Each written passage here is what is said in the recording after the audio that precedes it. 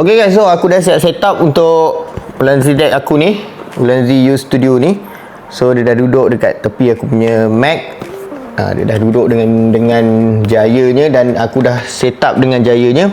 Jadi aku nak tunjuk kat korang antara setup yang aku buat untuk Ulanzi U Studio aku, untuk yang first day aku guna benda ni.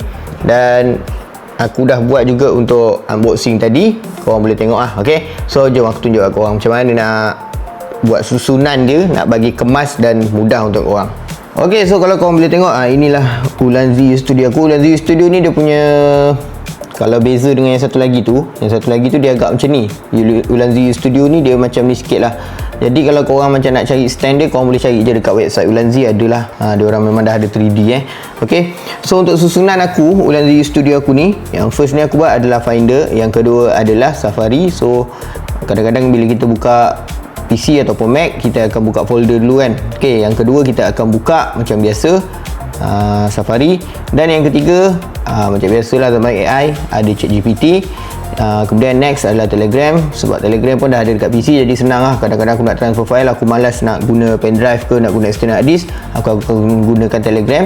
Dan Note untuk aku punya check aku punya workflow kerja.